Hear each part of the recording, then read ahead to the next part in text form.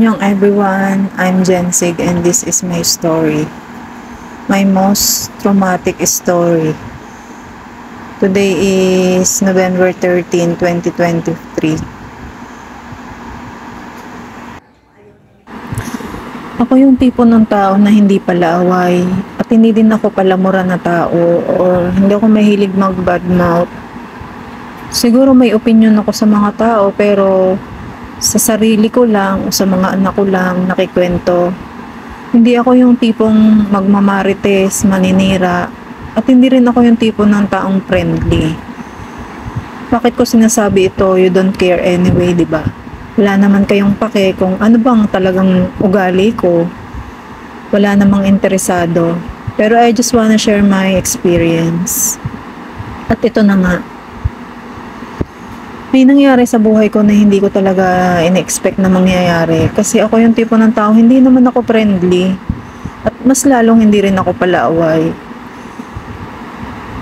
At one time nga, yan, meron kasing babae na jowa siya ng, I don't know kung jowa ba talaga siya o may relasyon siya sa aking brother-in-law. At every time na makikita ko siya, yun na nga, parang may galit siya na ewan, pero dinededma ko lang. Kasi nga, hindi naman ako palaaway na tao at alam ko sa sarili kong wala naman akong ginawang masama. Dati, hindi kami acquaintance, di din kami friend. Pero minsan, nagkakaroon kami ng conversation, nagtatanong siya about sa school ng mga bata. Kasi, isa lang yung school na pinapasukan ng mga anak namin. Hindi rin siya yung tipo ng taong friendly, pero siya yung tipo ng taong marites. Sa itsura pa lang niya, marites na siya. I mean, hindi naman ako judgmental na tao, pero yun yung aking judge sa kanya. Takot ako sa argumento, guys, kaya every time na makakasalubong ko siya, napapansin ko na lagi siyang nagpaparinig, lagi siyang OA yung kilos niya. Nagkakasalubong kasi kami pag magja-jogging kami sa umaga. Bakit ko kinikwento ang lahat ng ito, guys? Wala kasi akong mapagsabihan. I mean, walang makikinig o walang interesado. Kung hindi ko i-share ito, I mean, baka ma-insane ako or di ko alam kung anong gagawin ko sa sarili ko na iiyak lang ako ng iiyak. Gusto ko lang i-vlog ito kasi wala din namang interesado. I mean, wala namang manonood nito. Gusto ko lang i-vlog. At bakit nga ba ako nagba-vlog? Syempre para i-share yung mga experience ko. At ito na nga yun. Isa na nga yun sa, hindi lahat ng experience maganda. At hindi rin lahat ng experience masaya. At yun na nga, papunta ako ng palengke that time. Nakasalubong ko siya. Matagal ko na siya sanang gustong makausap in a nice way. Tatanong ko sana kung anong problema niya sa akin, saan nanggagaling yung galit niya sa akin. I mean, wala naman ako talagang ginawang masama. Siguro may nakwento lang yung brother-in-law ko sa kanya na bakit galit na galit siya sa akin. Sa natatandaan ko, wala din naman akong nagawang masama sa brother-in-law ko. Kung meron man, siguro yung pagsundo-sundo niya lang sa mga pamangkin ko sa school. Pero wala naman kaming usapan na siya yung magsusundo. Siguro naabala ko siya o na-offend ko siya in some ways. Hindi kasi ako yung tipo ng taong mahinahon magsalita, guys. Ako yung iisipin mong laging galit kapag nagsasalita pero hindi naman talaga ako galit. Siguro dahil yung mga taga-Quezon o karamihan sa mga taga-Quezon ganun salita. Para mga Batanggenyo din, di ba? Malalakas yung boses, pagalit magsalita pero hindi naman talaga galit.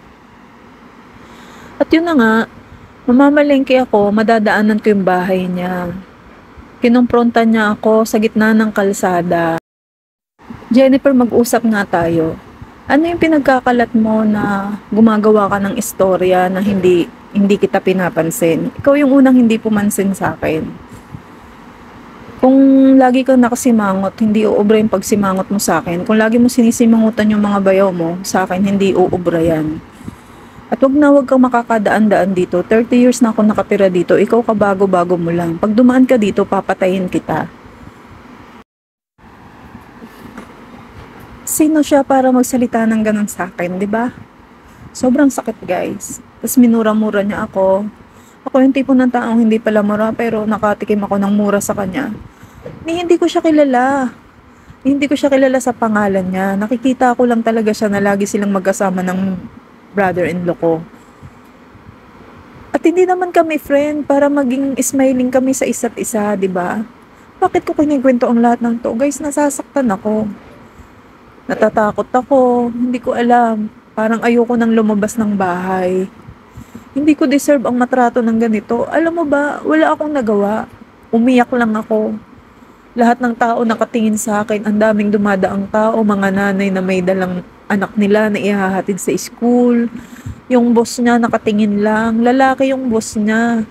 Humingi ako ng tulong. Sabi ko, kuya, tulungan mo naman ako. Awatin mo to. Tapos yung babae dun sa kabilang bahay. Sabi ko, ate, tulungan mo naman ako. Walang tumulong sa akin. Pinisil niya yung braso ko. Muntik niya na akong pukpukin ng kamao niya sa ulo niya. Wala akong nagawa. Hindi ko man lang napagtanggol yung sarili ko. Sobrang nanliliit ako. Kulang na lang maglaho ako, di ba? Imagine kung anong naramdaman ko. 2 days ko nang nagawa tong vlog na to, kahapon to nangyari, guys. Yung trauma ko. Yung maiisip ko na yung mga sinasabi niya, sobrang nasasaktan talaga ako. Wala na akong ibang way para ilabas yung sama ng loob ko, yung takot ko, yung trauma ko. Sana may makinig. Pero alam mo, wala. Anong magagawa ng mga anak ko? Bata pa sila, tsaka ayokong madamay sila. Ayoko din magpabarangay o magsumbong. Kasi mas mapapahiya lang ako. Takot ako sa argumento. Takot ako na makipagsagutan.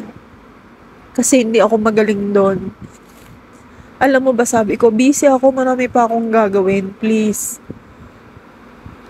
Tapos sabi niya, pag dumaan ka dito, papatayin kita.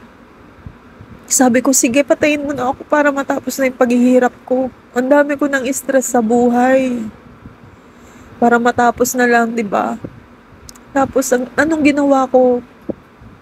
After noon, nag-walk out lang ako. Umuwi ako sa bahay. Pag uwi ko sa bahay, nag-breakdown ako. First time in my 40 years, sa 40 years ng buhay ko. Nag-breakdown ako, magulhol ako. Wala akong pakialam sa iisipin ng mga kasama ko sa bahay. Nagsisigaw ako, yung galit ko, yung awa ko sa sarili ko. Tapos ito pa, hindi naman talaga ako, wala akong maipagmamalaki, guys. Hindi ako maganda, hindi ako matangkad, hindi ako maputi. I'm a typical Filipina. Pero hindi mo na kailangang ipamukha sa akin. At ito pa yung masakit sa sinabi niya. Yung bako-bako mong mukha ay kasing pangit ng ugali mo. Sino siya para husgahan ako? Wala siyang karapatan. Hindi niya ako kilala. Siguro kilala niya ako sa pangalan ko. Kilala niya ako sa kwento ng bayaw ko. Pero hanggang dun lang yun. Ikaw na nakikinig, kilala mo ba ako? Siguro at pagkakilala mo sa akin, malungkutin akong tao. Negative akong tao. Kahit ako sa sarili ko, siguro hindi ko din kilala ang sarili ko. Sino ba talaga ako? Ano ba talagang meron ako? Bakit lahat ng tao hate ako? Wala naman akong ginagawang masama. Caring ako sa pamilya ko, matulungin ako sa mga kapatid ko. Yun yung alam kong meron akong ugali. Malambot ang puso ko sa mga pulubi, sa mga hardworking na tao na nakikita ko nag-struggle. Nagsisikap akong iangat ang buhay ko. Pero alam mo yung pag umaangat na ako, ang daming umihila pababa. Parang hindi ko na mararanasang maging masaya kahit kailan. Na malampasan ko ang lahat ng ito. Sa dami na din ng naranasan ko sa buhay, ito na yung pinakamasakit, ito na yung pinakamatindi, yung trauma, nawala na yung confidence ko sa sarili ko. Mahirap baguhin yung natural mong ugali, 'di ba? Hindi naman talaga ako friendly. Lagi din akong seryoso, hindi ako masayahin, hindi ako palangiti, hindi ako friendly. Kakausapin lang kita pag kinausap mo ako. Yun ako eh. Nagsisikap naman akong magbago. I mean, nakikisama naman ako sa mga tao. Ito din yung isang dahilan. Kaya yung vlog ko, hindi ko pinapakita yung mukha ko. 'Di ba kasi isa yan sa dahilan kasi wala akong tiwala sa sarili ko. Bukod sa pangit ako, pangit yung mukha ko, bako-bako, madami akong tagihawat. Kaya nagtatago ako. Pero nagtatago ako sa camera. Pero gusto kong mag-vlog. Gusto kong ma-express yung sarili ko kahit alam kong wala naman talagang interesado. Pero sabi nga ni Vice ganda, 'di ba? Sa 1,000,000 tao sa mundo, sigurado ako meron diyang isa, meron kahit isa man lang diyan na susuporta sa'yo. I'm sorry na nasabi ko ito or na-share ko itong storya ko. Pero siguro ito yung istorya o ito yung vlog na babalik-balikan ko sa buhay ko. Kasi nagkaroon ako ng will o ng lakas ng loob na i-share ito. I mean, kahit taasan mo ako ng kilay o i-bash mo ako o i-judge mo ako, I don't care.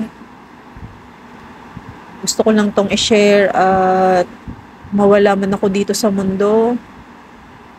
Ito yung kwento ko, ito yung naranasan ko, at ito yung siguro ito yung one of the reason na kailangan kong i-improve pa ang sarili ko. Kasi sobrang nasaktan talaga ako sa sinabi niya na marami pa siyang sinabi guys, pero hindi ko na ma-share pa kasi sobrang heartbroken ako. Sana malampasan ko at sana maibalik ko pa ulit ang ngiti sa aking mga labi. Yung totoong ngiti, yung totoong saya na nararamdaman ko, yung hindi ako nagkukunwari. Sana mahanap ko ulit ang sarili ko. Magkaroon ulit ako ng confidence. Mahalin ko pa ng mas lalo ang sarili ko kasi walang ibang magmamahal sa akin kundi ako. Sana lahat ng ito malagpasan ko. Sabi nga nila, everything happens for a reason. Kung ano mang reason ni God at na-experience ko ito, I don't know. Pero sana all I want is peaceful and simple life. I will love myself more and I will be. God, please help me and heal me. Thank you for listening to my story and see you on my next vlog. Annyeong!